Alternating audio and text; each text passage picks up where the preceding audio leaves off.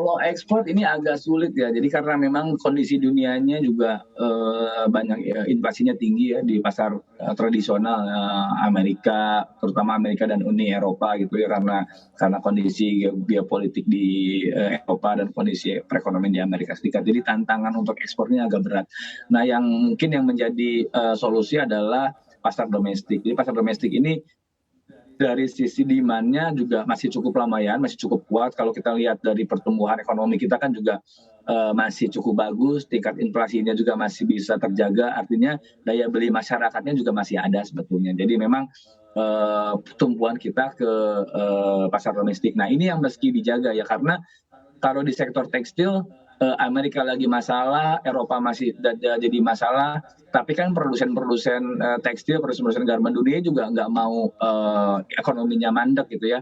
Mereka tetap, berusaha untuk melakukan produksi seperti Vietnam, Bangladesh, Thailand, Cina, India, mereka tekstilnya tetap berproduksi. Nah, mereka kan ketika Amerika sama Eropanya, stuck, mereka akan cari market dan Indonesia, Brazil, Turki itu market-market yang pangsa pasarnya sangat-sangat besar gitu ya. Jadi kalau ini kita tidak diatur, perdagangan dalam negeri, ekspornya kita lagi susah, dalam negerinya nanti diserbu sama impor, dari luar, nah kita nggak dapat apa-apa. Jadi memang, kita minta terus koordinasi sama pemerintah, pasar dalam negeri ini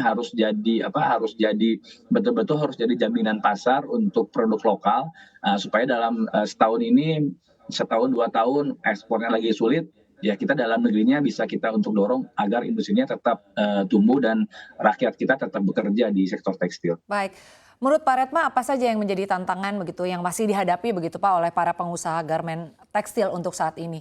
Katakan misalnya dari raw material, sebetulnya harga dari raw material untuk saat ini seperti apa? Lalu apakah juga pajak produksi ini untuk saat ini apakah membebani begitu Pak dari pengusaha garmen atau bagaimana Pak?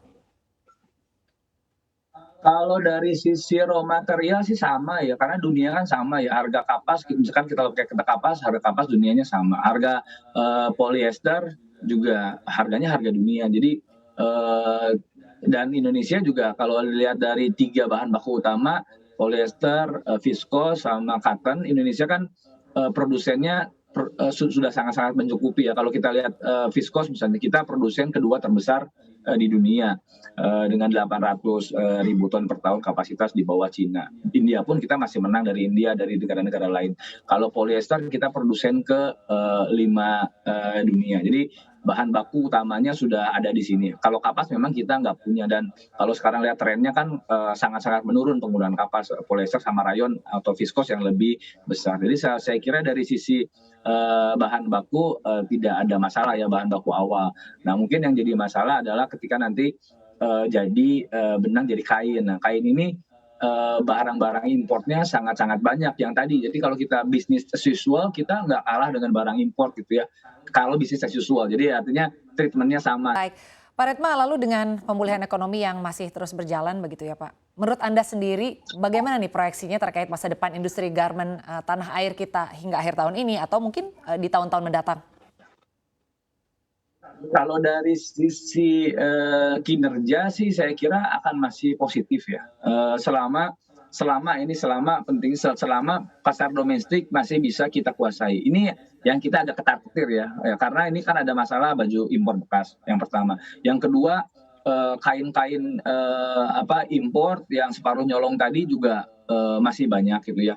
Dikasih izinnya, 1 juta yard, dia bisa impor 3 juta yard gitu. Ini juga jadi masalah. Jadi, selama pemerintah komitmen dalam negerinya betul-betul dijaga, industri tekstil akan, tetap tumbuh, positif. Bahkan investasi begitu benar-benar dijaga, investasi pun akan jalan terus.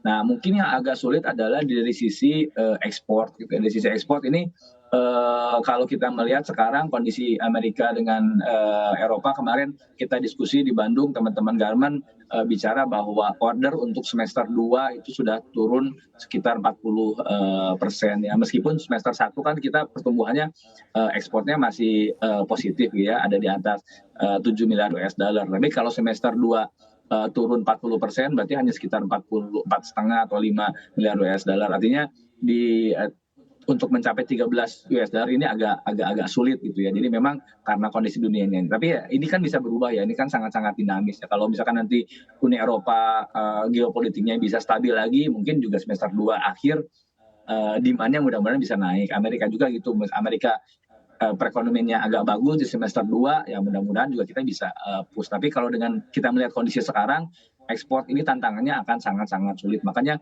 pasar dalam negeri harus benar-benar dijaga agar pertumbuhan industrinya bisa tetap positif. Baik.